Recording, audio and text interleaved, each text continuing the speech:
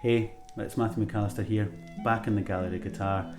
I'm back having a little listen and an exploration of the vinyl collection up here, and hopefully bringing a few recordings back into popularity and just highlighting some fantastic recordings. Today we have this incredible recording, Conversations with the Guitar, Laurindo Almeida on guitar. Laurindo is an incredible musician and guitarist, Brazilian guitar player, a guitar player who made over 100 recordings, is one of the most celebrated guitarists really of all time.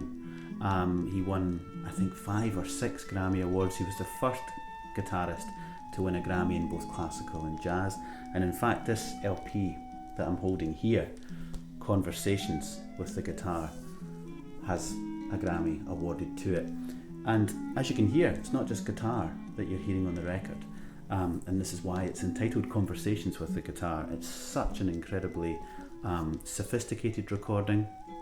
It's a chamber ensemble, mezzo-soprano Sally Terry, flute Martin Ruderman, who he made another recording with before this, duets with the Spanish guitar, that also I think was inducted into the Record Hall of Fame, and just another phenomenal album, definitely nominated for a Grammy.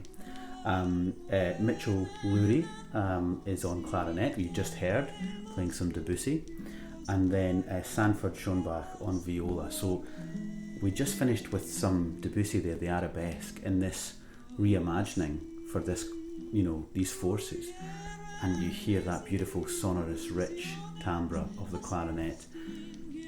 We've now moved on to some Mexican folk songs, and you can hear Sally Terry's incredible voice.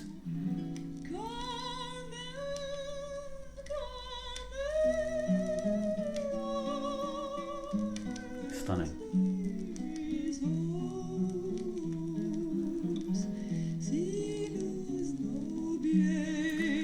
Laurindo has an incredible control, not just of timbre, and you can tell he had a great idea for timbre and sound, even putting this ensemble together, but he has just a great sense of pulse throughout this recording, and he leaves space where it's required for Sally to have this beautiful floating melodic line, and he fills beautifully in the arrangement, comping and then adding these beautiful dialogues and interchanges, true conversations.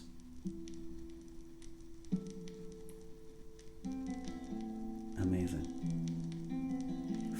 Campanella opening, that real tragedy in the voice, passion. Laurindo's got this great style. He's somewhere between a classical player, obviously playing nylon strung guitar. You can hear all the timbral contrasts that we would normally associate with the classical guitar arrangement, moving to ponticello and tasto to sort of accompany these other musicians around him. But the fills that he makes and that rhythm that he plays with, the space that he leaves, sometimes would be akin a little bit more to that jazz and that Latin world. A great player of bossa, a great player of traditional Brazilian dance. He was a really sought after guitar player when he moved to America, when he lived in LA.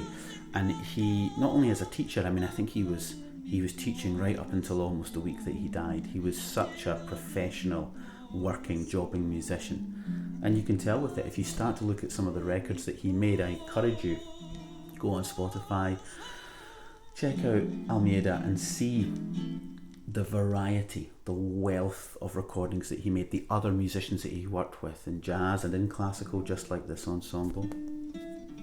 We move on now. Frescobaldi now, arranged by Almeida.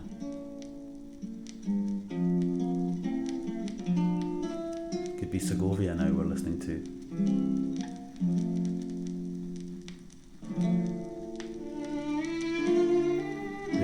Joining, so that's Sanford now joining. Rich, warm sound. It's absolutely gorgeous. You can hear that darkness of tone quality mimicked in these low chords that Almeida gets to. He's up high just now, but here lovely and rich. And leaving space for the viola to enter over the top. This is an incredibly diverse LP. Obviously we heard the ending of the first arabesque by Debussy, moved into some Mexican folk songs, and now we're hearing Frescobaldi in duet with viola and guitar. There's also other music by Debussy, there's music by Villalobos, there are some Spanish folk songs. All the way through this material, sometimes it's arranging from piano and voice, sometimes it's arranging kind of outward, taking what would be a slightly limited in terms of tonal palette and timbral sound, and then using these four forces, mezzo soprano, flute, clarinet and viola, with the guitar to broaden that range of sound and that range of colour. It really helps bring some of the music alive. It's a stunning cover as well. It's a beautiful piece of artwork on the front that hopefully you can see.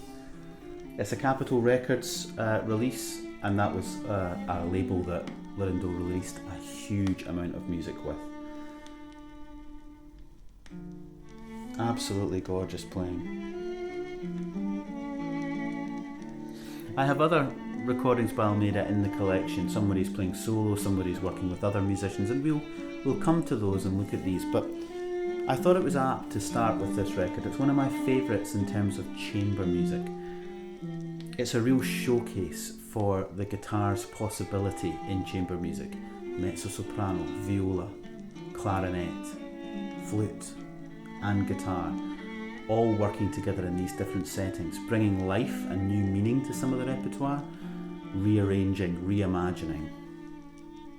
And then with a player who straddles a little bit more the traditional and jazz and classical backgrounds, they have an ability with their ear and a flexibility of technique to accompany and fill in different ways. So if you're interested in chamber music and you're thinking of maybe forming an ensemble or working with some players, albums like this are a good place to start opening up your mind and your ear to the possibilities. Gorgeous stuff. So, Conversations with the Guitar, Laurindo Almeida and friends. See you soon for the next episode. Bye for now.